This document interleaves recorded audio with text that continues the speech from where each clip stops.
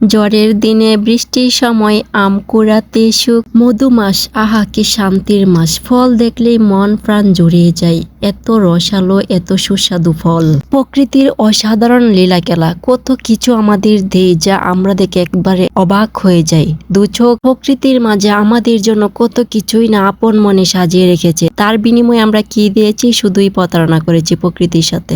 বাঙালি জাতি আমরা এগুলা বলে লাভ হবে না, যে যার কর্ম সে তেমনি বুক করবে। তো আজকে একটা বড় 2-2.5 কিলো ওজনের একটা পাঙ্গাস মাছ নিয়ে আসছে বাজার থেকে, টাটকা ফ্রেশ কেটে, সেই সাথে ঢেঁড়স কুচি কুচি, বটবটি লম্বা লম্বা, রসালো লেবু আর ফ্রেশ হিমসাগর আম। তো মাছের মাথাটা আমি ফ্রাই করে নিচ্ছি, এটা দিয়ে রান্না করব মজার একটা রেসিপি। আমি আজকের ভিডিওটা থাকবে আমার সকাল থেকে সন্ধ্যা অবধি, সারা দিনের ভিতরে আমি কি কি রান্না করি আর কি কি খাই সেগুলোই। এর আগের দিন রুটি বানাইছিলাম, সেটা তোমাদের সাথে শেয়ার করা হয়নি। তো এখান থেকে 3টা রুটি বেঁচেছিল, সেটা ফ্রাই করে একটু গরম করে সন্ধ্যা নাস্তা করব। সন্ধ্যা নাস্তার সাথে থাকবে লেবুর রস, আর সেই সাথে আমার স্বামীর খুব পছন্দ চাল ভাজা। হয়তো অনেকে রিলস দেখছো এটার, তো তার জন্য আমি চাল লবণ দিয়ে মেখে সেটাকে সুন্দর করে করে ফ্রাই করে নিলাম। আর লেবুর পানিটা একদম রেডি, এবার দুজনে এটা শেয়ার করব।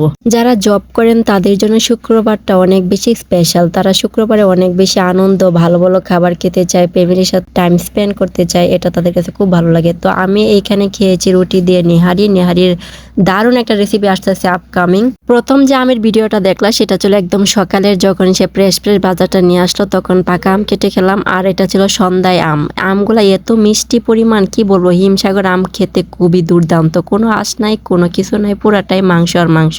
আর তার জন্য আমি পেঁয়াজ কাঁচামরিচ লবণ দিয়ে সুন্দর করে চাল ভাজাটা মেখে দিলাম। ভাজা পোড়া আমার স্বামী অনেক বেশি পছন্দ করে, আমি কিন্তু একেবারেই নয়। চাল ভাজাটা বিশেষ করে আমার একেবারেই পছন্দ না। তো তারপরে আমি রান্না করতে চলে আসলাম বটবটি দিয়ে একটা সুন্দর রেসিপি তোমাদের সাথে শেয়ার করবো। আর সেই সাথে বটবটি দিয়ে আমি নতুন একটা ভর্তাও করব। ভর্তাটা অনেকেই করেছে, আমি করিনি, আমি এর আগে কখনোই খাইনি, তো আজকে ফার্স্ট টাইম শেয়ার করবো। তো বটবটির সাথে আমি 2টা আলু দিয়ে দিলাম। তো সবগুলা কেটে নিয়ে এবার চলে যাবো রান্না করতে। আর পেঁয়াজ কাঁচামরিচটা বাকি ছিল, পেঁয়াজ কাটতে বরাবরই আমার চোখ দিয়ে এখনো পানি পড়ে, জানি না কবে বন্ধ হবে এটা। পেঁয়াজ কাটার সময় চোখের পানি আর নাকের পানি আমার এক হয়ে যায়, মেয়ে মানুষ হয়েও। তো এদিকে মাছটাকে আরো সুন্দর করে ফ্রাই করে নিব। আর আজকে আমার মুখের একটু বেসাত লাগতেছে, তার জন্য আমি একটা ছোটকালের রেসিপি শেয়ার করব। এটা আমার মা আমাকে ছোটকালে অনেক বেশি করে খাওয়াতো, আমি পেঁয়াজ অনেক বেশি পছন্দ করি।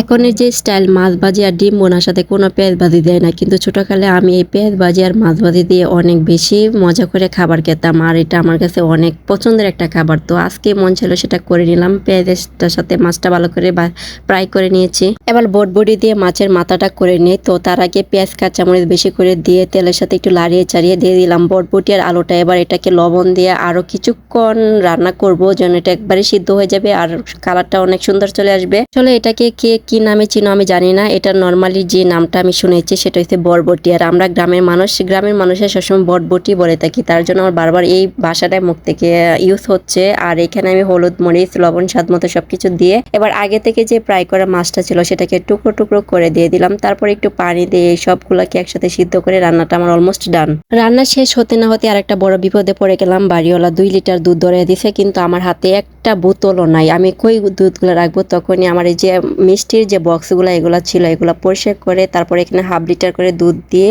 সুন্দর করে মুখটা টাইট করে লাগিয়ে এবার এটাকে পলিথিন দিয়ে আরো সুন্দর করে গিট্টু দিয়ে দিলাম, যেন দুধটা পড়ে গেলেও বাহিরে নষ্ট না হয়, এটার ভিতরে থাকে। তো এরকম বুদ্ধিটা তোমাদের কাছে কেমন লেগেছে গাইস? অবশ্যই কমেন্টে বলবা। মূল আকর্ষণ হলো বরবটির ভর্তা। আমার চ্যানেলের প্রথম ভিডিও, এর আগে আমি কখনই বরবটি ভর্তা করিনি। তো সবগুলোকে সিদ্ধ করে নিয়ে শিলপাটা বেটে তারপর তেল দিয়ে মেখে হয়ে গেল ইয়ামি, একদম এই সিম্পল ভাবে। তবে ভর্তাটা গরম ভাত দিয়ে অনেক বেশি ভালো লাগছে। তোমাদের কাছে কেমন লাগছে কমেন্টে বলিও।